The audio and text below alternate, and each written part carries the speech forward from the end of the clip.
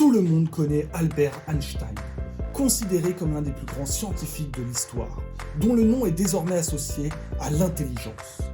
Voici 10 faits étonnants sur la vie du physicien allemand. Einstein n'est pas l'élève parfait. Certes, il est brillant, mais trop dissipé. Son professeur de latin en 1895 va même lui dire « Vous n'arriverez jamais à rien, Einstein !» Le jeune homme a du mal avec l'autorité, et avec les méthodes d'enseignement comme les exercices répétitifs et le par cœur. Ses parents décideront de l'envoyer dans un établissement spécialisé en pédagogie moderne situé en Suisse. Bonne décision. Une fois ses études terminées, il souhaite enseigner dans une université, mais sa candidature est refusée. Il va alors être engagé au bureau fédéral de la propriété intellectuelle suisse. Son travail sera de vérifier que les inventions qu'on lui présente méritent d'être brevetées. Il va y travailler pendant 7 ans. C'est durant cette période qu'il fera ses découvertes sur la relativité restreinte. Einstein aura de nombreuses aventures au cours de sa vie. La scientifique serbe Mileva Marić, avec laquelle il sera marié de 1903 à 1919. Sa cousine Elsa, qui sera sa maîtresse de nombreuses années. Une riche veuve, Toni Mendel.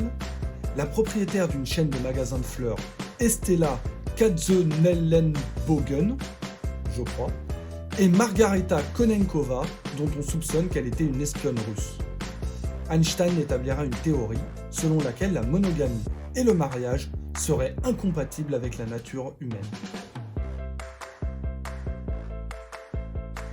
En 1986, des lettres échangées entre Einstein et Mileva Marić sont publiées. On y découvre l'existence d'une fille nommée Lirsol, née en 1902. Le couple n'étant pas marié, Einstein refuse de reconnaître l'enfant. On ne sait pas ce qui est advenu d'elle. Il n'y a pas de certificat de naissance, ni de décès. Le mystère demeure. Einstein a eu 2 fils, Albert et Édouard.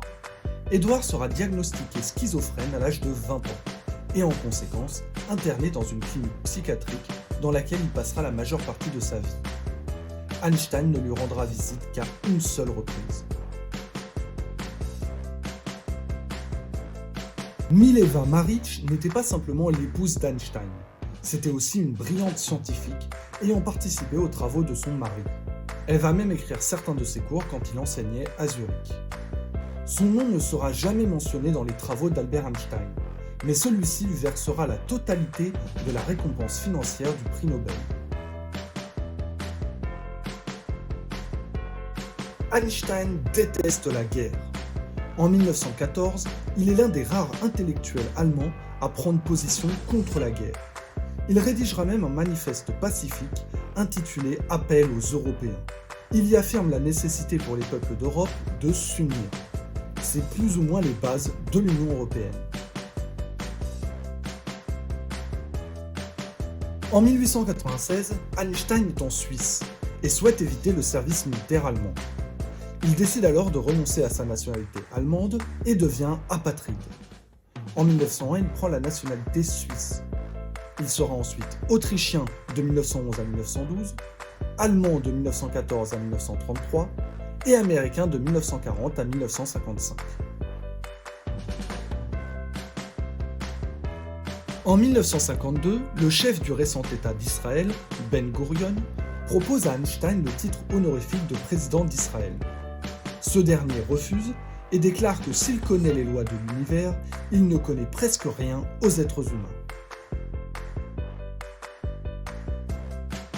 Le patron du FBI, Edgar Hoover, trouve suspect Einstein, notamment son pacifisme et sa haine du capitalisme. Ainsi, quand le physicien émigre aux États-Unis, il est étroitement surveillé. Il est mis sur écoute, son courrier est lu et ses poubelles sont fouillées. Aucune information compromettante ne sera trouvée. Petit bonus, on vous donne une 11e anecdote sur Einstein.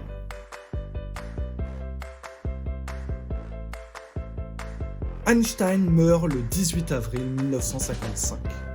Le médecin légiste, le docteur Thomas Harvey, décide de prélever sans aucune autorisation son cerveau pour y trouver une trace de génie.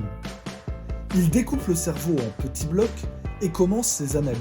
Il ne trouve rien, et on n'entend plus parler de cette affaire jusqu'en 1978, où le docteur cède des échantillons du cerveau au musée de Philadelphie. Merci d'avoir regardé cette vidéo. Si vous l'avez appréciée, n'hésitez pas à vous abonner. On se retrouve bientôt pour une nouvelle histoire.